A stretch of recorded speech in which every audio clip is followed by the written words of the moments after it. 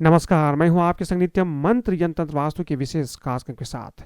सर्वपितृ अमावस्या बहुत ही खास दिन है, लेकिन इस दिन सवाल यह है कि आपको क्या खास चीज करना है, क्या खास आसान चीज करना है ताकि आपके पितृ आपसे प्रसन्न हो जाए।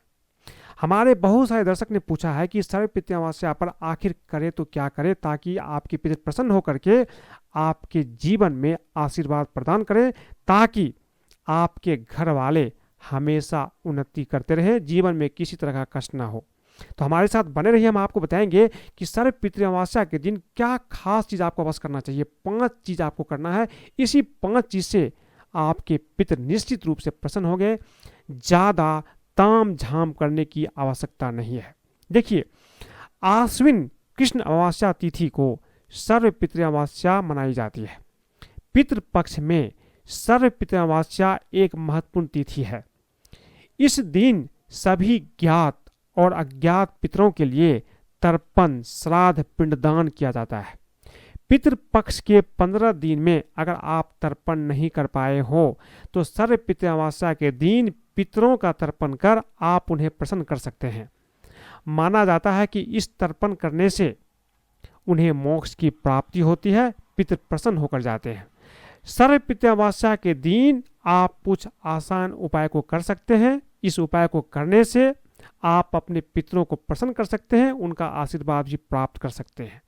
तो इस दिन आपको क्या खास चीज करना है। देखिए, सबसे पहला चीज, आप तर्पण से, जल अर्पित करने से अपने पितरों को आप तृप्त करना है। आपको कैसे करना है सुनिए।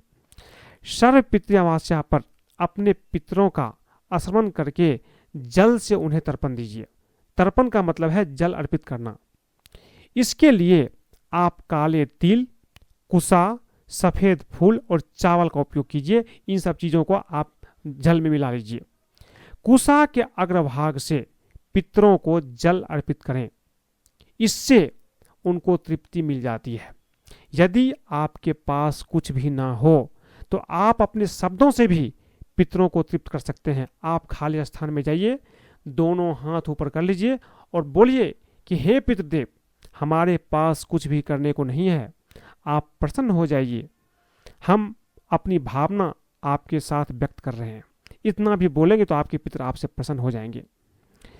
पितृदेव आपकी भावना से तृप्त हो सकते हैं, जैसा कि मैंने आपको बताया है। लेकिन अगर आप सक्षम हैं तो आपको निश्चित रूप से तर्पण अवश्य ही करना चाहिए। इससे आपके पितृ तृप्त होते हैं। दूसरा चीज क्या करना है, पितरों के लिए आपको दान अवश्य करना है। देखिए, पहला चीज तो जल देना है। मैंने आपको बताया कि जल में कम से कम तिल और तुलसी और हाथ में कुसा लेकर भी आप अगर जल अर्पित करेंगे तो इससे भी पितृ प्रसन्न हो जाएंगे। दूसरा चीज क्या करना है कि पितरों के लिए आपको दान करना है। दान बहुत बड़ा, इस दिन बहुत ही ज्यादा उपयोगी है। दान करने से पितृ बहुत ज्यादा प्रसन्न होते हैं और वो दान सीधा आपके पितरों तक पहुंचता है। सर्वपितृ अमावस्या के दिन स्नान और तर्पण करने के बाद पितरों को प्रसन्न करने के लिए दान अवश्य कीजिए। इसके लिए आपको क्या करना है, सफेद वस्त्र, केला, सफेद फूल, काला तिल और दही का दान करना चाहिए। साथ में नमक का भी दान कीजिए। ये वस्तुएं किसी गरीब ब्राह्मण को दान कर दें, फिर उनको दक्षिणा देकर के विदा कीजिए। दक्षिणा में धन की जगह कोई बर्तन या पात्र भी आप दे सकते हैं, अन्यथा आप धन भी आप दान कर सकते हैं। तीसरा चीज आपको क्या करना है, पीपल के पेड़ की पूजा भी करना है। ऐसा मानते हैं कि पीपल में त्रिदेव का वास होता है, यानी ब्रह्मा, विष्णु, महेश। सर्वपितृ अमावस्या के दिन स्नान के बाद पीपल के पेड़ की पूजा कीजिए। उसकी जड़ को जल से सींचें। उसके बाद शाम को पीपल के पेड़ के नीचे दक्षिण दिशा में सरसों के तेल का दीपक भी जलाइए। पितरों को मार्ग दिखाइए। उन्हें बोलिए कि हे पितृदेव, आप मुझसे प्रसन्न हो और आप पितृलोक को जाइए। इससे पितृ प्रसन्न होकर के आपको आशीर्वाद प्रदान करते हैं। चौथा चीज क्या करना है आपको, देखिए, इस दिन ब्राह्मण भोज करवाइए। नहीं तो कम से कम एक ब्राह्मण को बुला करके आप उसे भोजन करवाइए। सर्वपितृ अमावस्या को श्राद्ध के बाद ब्राह्मण को भोजन कराना बहुत ही ज़्यादा महत्वपूर्ण होता है। ऐसा मानते हैं कि जो चीज़ आप ब्राह्मण को भोजन करा रहे हैं वो सीधा आपके पितरों तक पहुंचता है। पितृ ब्राह्मण के माध्यम से आपके द्वारा अर्पित कई चीज़ों को वो उसे ग्रहण करते हैं, सूक्ष्म रूप से ग्रहण करते हैं। इस दिन पितरों की तृप्ति के लिए खीर, पूरी, कद्दू का सब्जी भी लोग बनवाते हैं, या आपके पितृ को, आपके माता पिता को जो चीज़ पसंद थी वो चीज़ इस दिन बनवाना चाहिए। यही चीज़ ब्राह्मण को भोजन भी करवाना चाहिए। ऐसा मानते हैं कि ब्राह्मणों को भोजन कराने से पितृ अति तृप्त हो जाते हैं। श्राद्ध के भोजन में काला तिल, सरसों, जौ, मटर आदि का भी आप उपयोग कर सकते हैं। पांचवा चीज आपको क्या करना चाहिए, देखिए, सर्व पितृ अमावस्या के दिन पितरों के लिए पंचबली कर्म करते हैं। इसमें क्या करते हैं, देखिए, इसमें जो भी आप खाना बनाते हैं, इसमें कौवा, गाय, कुत्ता, चींटी और देवता को भोजन का अंश देते हैं। मान्यता है कि इन जीवों के माध्यम से ही पितरों को भोजन प्राप्त होता है। तो जब भी आप इस दिन भोजन बनाएंगे अपने पितरों के लिए, तो आप क्या कीजिए कि इन भोजन का थोड़ा थोड़ा निकाल करके आप ऐसे जगह पर रखिए जहाँ पे कौवा, गाय, कुत्ता, चींटी आप इसको ग्रहण कर सके। अगर वो ग्रहण करते हैं तो समझिए कि ये चीज़ें सीधा आपके पितरों तक पहुँचता है। पितृ इन्हीं चीज़ों के माध्यम से आपके द्वारा अर्पित की गई चीज़ों को ग्रहण करते हैं, इसलिए ये चीज़ भी करना बहुत ही ज़्यादा जरूरी है। देखिए, पितृपक्ष में दान का बहुत बड़ा महत्व, जैसा कि मैंने आपको पहले बताया है। सर्व पितृ अमावस्या के दिन ब्राह्मणों को भोजन कराने के बाद उसे दान भी अवश्य करना चाहिए।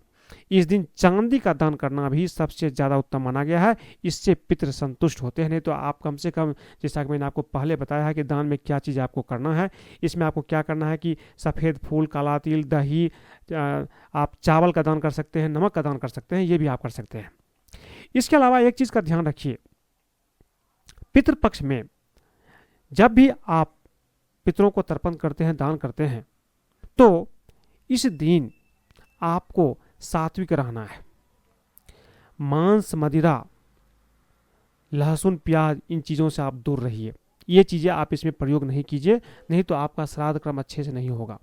देखिए, पितरों को जो चीज़ पसंद है उसमें आप लहसुन, प्याज का प्रयोग ना करें तो अच्छा रहेगा।